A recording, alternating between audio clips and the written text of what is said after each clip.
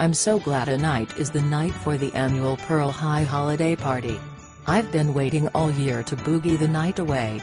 Hey, Teacher Bachman, I've also been waiting all year for this annual holiday party. I'm hoping you can teach me some things tonight. Teacher Bachman, why don't you come on over and give Santa Scholar a kiss under the mistletoe? I need to be schooled. No thank you. I do declare. In 1980, the EEOC declared sexual harassment to be a violation of Title VII of the Civil Rights Act of 1964. There are two types of sexual harassment, quid pro quo and hostile environment discrimination. Which one did you see? Dr. Scholar was out of line last night at the annual holiday party. I hope things will go back to normal. I don't need this on my mind and interfering with my work. I got through the day, but I could not get over the night's events. Even the students and other teachers commented that I acted today. Now Dr. Scholar has called a one-on-one meeting. What next? Teacher Bachman, you rushed away from the party last night. Your presence was greatly missed and I was hoping you could teach me a few lessons. Dr. Scholar, what is the purpose of this meeting? Teacher Bachman, there you go again rushing. Has anyone ever told you, you have a beautiful voice? Thanks, again, what is the purpose of this meeting, Dr. Scholar? I have to pick up my son from daycare. You're a beautiful single woman and I know you're graduating with your principal licensure. I even know your professor, Dr. Respress. I can make this worth your while if you will just teach me a lesson or two. We are educators and I need education on some things. Don't forget I'm the one who completes your evaluations, and being a single mother you need all the help you can get. Quid pro quo discrimination occurs when personnel decisions are made in light of the employee's submission or objection to unwelcome sexual conduct. Hostile environment discrimination occurs when unwelcome sexual conduct interferes with the employee's job performance. To determine whether hostile environment discrimination exists, one must gauge whether the sexual conduct would substantially affect the job performance of a reasonable person. Factors to consider during an investigation of hostile environment include whether the conduct was physical, verbal, or both. The frequency of the conduct. Whether the harasser was a coworker or a supervisor. Whether other employees were involved in the conduct. Whether the conduct was directed against more than one person. Whether the conduct was hostile or patently hostile. Glad you all could make it to tonight's 5 p.m. meeting. Let the record show that Teacher Bachman arrived late at 5:30 p.m. 30 minutes late. It was communicated to me that the meeting would start at 5:30 p.m. Apparently others were informed the meeting was scheduled for 5 p.m. I hope there wasn't a meeting before the meeting. Anyway, we have some committee changes. Teacher Palin and Teacher Omni are no longer on the curriculum committee. Oh. How is that? I mentioned to you that the three of us on the committee was not sufficient and we needed help. I informed you at our last meeting and via my weekly report that the three of us were spending 10 to 15 hours per week extra to organize the curriculum committee. Further, I informed you that we could not continue the work unless additional help and support were provided. We are looking at 30 to 45 hours per week between the three of us. Dr. Scholar, I don't have time. I have other commitments. I don't have time either, Dr. Scholar. I'm busy. Just give the work to Teacher Bachman. So glad you could make it to today's professional development and service training. Our topics for today are sexual harassment and enrollment management. You know, in today's society, a man should be able to go up to a woman and say, "Baby, you look good." Now in regards to enrollment management, we are in a financial crisis.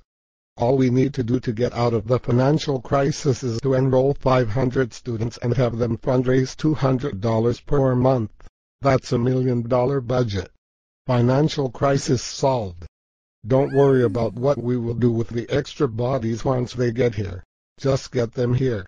I still can't get over the inappropriate behavior of Dr. Scholar. He sure reminds me of Herman Cain. I think it would be a good idea to pay a visit to the Human Resources Director. I remember something in the Policy and Procedure Manual about sexual harassment.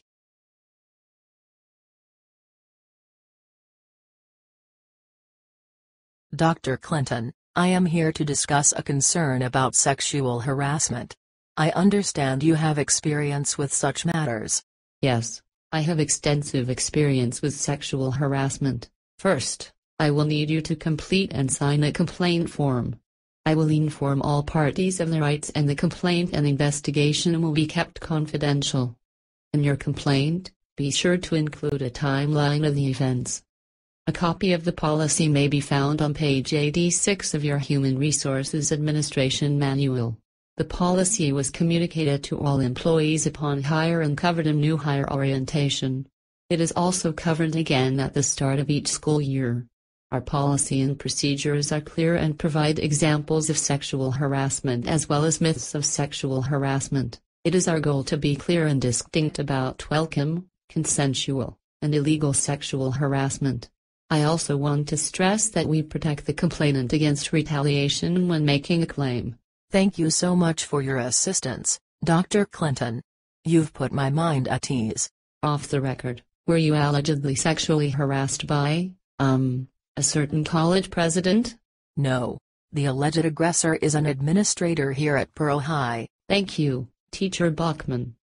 Now you have put my mind at ease. I heard there's a possibility the school may have a new initiative to promote and train underrepresented groups such as women and minorities in school administration. Yes. In fact, Dr. Scholar already told me about the upcoming program.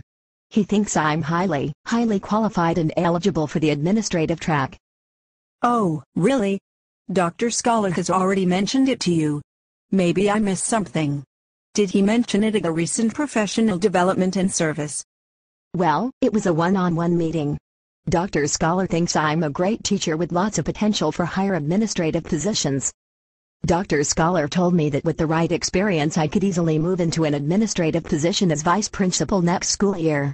I'm getting a head start. I thought all promotional opportunities was to be clearly publicized and announced. I need to make sure I didn't miss anything. After all, promotion and training for administrative positions should reflect a fair assessment of the candidate's knowledge, skills, abilities, and record. Clearly, I should get the endorsement from all parties.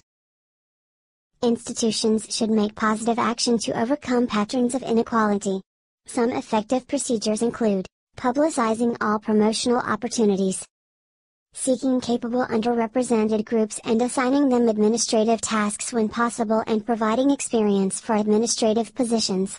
Examine promotion procedures and eliminate all aspects except those that reflect a fair assessment of the candidate's knowledge, skills, abilities, and record. Finally, the day is over and I filed my complaint. I just want to relax tonight. Let's see what's on the evening news. Tonight's headline story: allegations of school sexting scandal shakes district. That a more 6. Investigation of a school sexting scandal at Pearl High School involving a football coach and a summer camp athlete are underway. Investigation reveals that the summer camp athlete was a minor from a rural community in Pennsylvania seeking an opportunity to improve chances as a first-tier college recruit. Incoming reports indicate that the head football coach would frequently send sexting messages to the summer camp athlete. Text messaging transcripts reveal that the text messages were frequently sent between 1 a.m. and 5 a.m. The text messages would often indicate the football coach's urgent need to meet with the summer camp athlete privately. The student's mother responded that there are only two that the coach should contact between the hours of 1 a.m. and 5 a.m., God or his spouse. Between 1 a.m. and 5 a.m., you are better off sticking with God. The parents, school administrators, and the coaching staff are all being questioned on what appears to be a breach of ethics and an inappropriate use of electronic communication. We'll bring you updates as information becomes available.